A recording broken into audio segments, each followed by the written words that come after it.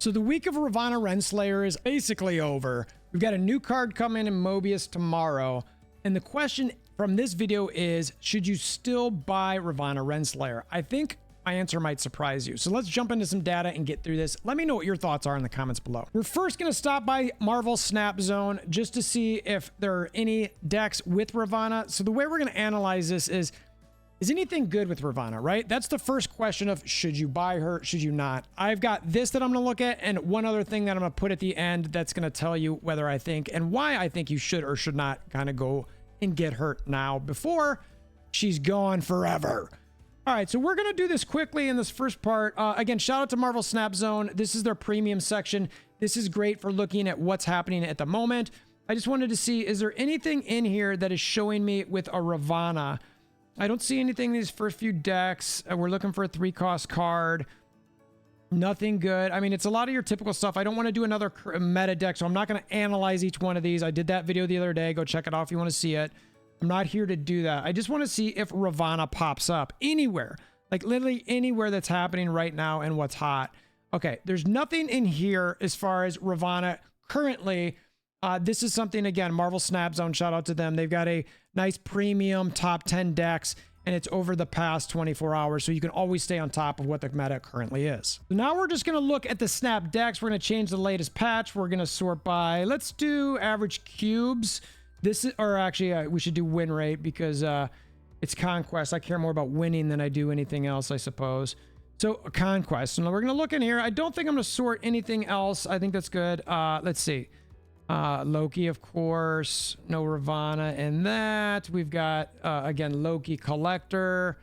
As part of that, and right now we're doing, again, latest patch. We've got Discard. We've got She-Not, some Destroy. I'm not, Hella Tribunal. I'm not seeing anything that is showing me any Ravonna, right? So this is kind of what we expected. I don't think at this point in the video you're surprised at all. But we have to double check in case there's anything that we're potentially missing here. And I mean, these win rates are all still pretty good. These are in the 68th percentile. So I want to keep looking here just to make sure. A lot of Hela, move, Alioth is still everywhere. That's the card. Again, I said it forever. Like, you have to get Alioth. That card was so obviously broke. Well, maybe not broken, but you could still easily lose with it. It's really about priority. But God, it's just such a strong card. And, you know, Ravonna, unfortunately, I think they should have led the month with Ravonna, honestly, and saved Alioth for maybe this week, because just before, so that way Ravonna could have potentially had some time in the sun. But I don't know. Loki was way stronger than I think most. There were a few exceptions who did predicted she'd be, or Loki would be good. But the most, I'd say, people thought Loki was going to be bad, and me included. All right, so I don't see it here. We're still in the 60s. I'm gonna scroll a bit. We won't record all this. There's not much diversity here, and Ravonna is literally nowhere to be found. So she's not showing up here either. Last check-in for the last 7 days. I'll do a quick scan.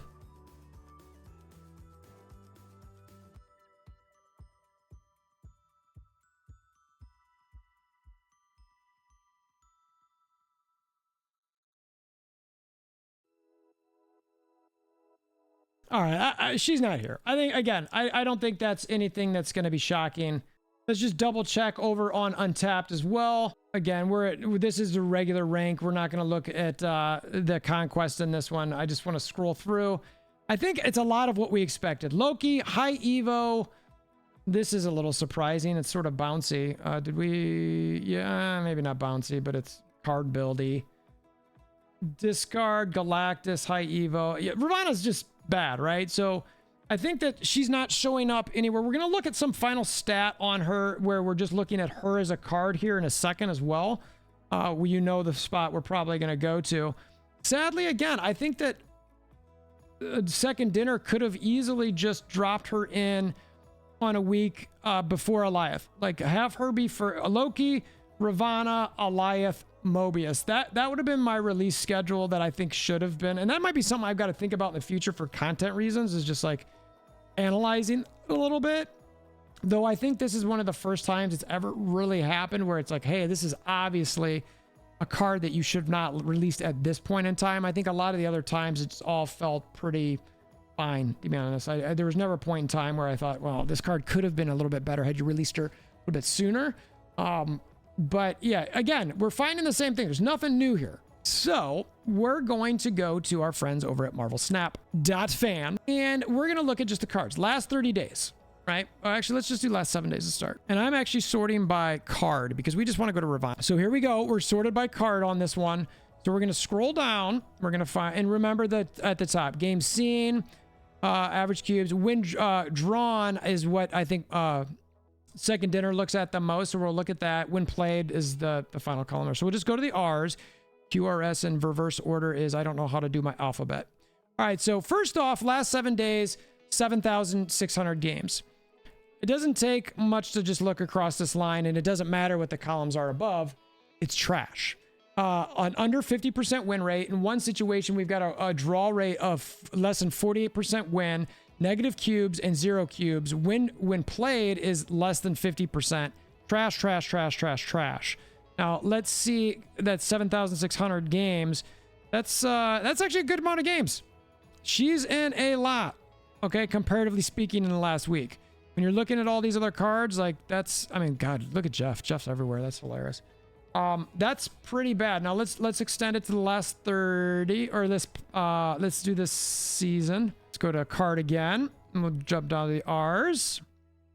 And Ravonna, trash, right? Trash. We are trashy, trash, trash. And though the amount of games was the same, that's weird because the last 7 days in this season. Friends over at Snap.fan, I might want to look at that. Let's look at the 30 days and see if the games are the same, because that's going to make me wonder a little bit, at least about that column. Yeah, this column's not changing at all. Interesting. Interesting. Friends at Snap.fan, go check that out. Little concerning. All right, this patch. All right, I think we've got an idea here. I think we've got the idea, so we're going to get to our conclusion here and really kind of sum it up just to make sure. Yep. All right, so these are all staying basically the same regardless of what I choose there, which I find very, very odd. But generally speaking, Ravonna. Let's go to full mode here because I want to talk to you. So the point of this video is, should you buy Ravonna? Okay, Ravonna's clearly got terrible numbers in the first week she's been out. Yes, I understand that we might want more time. We don't need more time. Ravonna's bad. The content for her was bad. The numbers for content creators for Ravonna decks were bad. That means that people weren't interested in it because it just wasn't there. They weren't feeling it. The card obviously was struggling. I think it was easy to tell beforehand that it wasn't a necessarily must-have card. We've got our spotlight tier list that we've got. I always had that in an easy skip. Now, she's a Series 4, so that was a big part of that as well. But I think as a series, even if she was a Series 5, I would have probably told people, like, this is probably an easy skip. Unless the two other ones would have been, like, the top, Jeff, the baby land shark, and, God, I don't even know. You know, some other dope new card that we recently got that, Eliath. You know, Eliath again. It's like, okay, or maybe Legion or something, even though Legion's not everywhere. But, so the question is, should you buy her? And this is where I think you might be slightly surprised by my answer, and I think yes. The reason, and with tokens, do not waste spotlight caches on her. I've seen people do this. I swear, I'm like, oh my gosh, like, please watch my videos. I try to help people with stuff like that. I'm not always right, but I'll hopefully help guide you in the right direction. And that was a card I could have easily told you, like, do not pull spotlights for, period. But yes, get her with tokens, 3K tokens. I firmly believe she's going to get OTA'd. That's it. I think she's going to get OTA'd.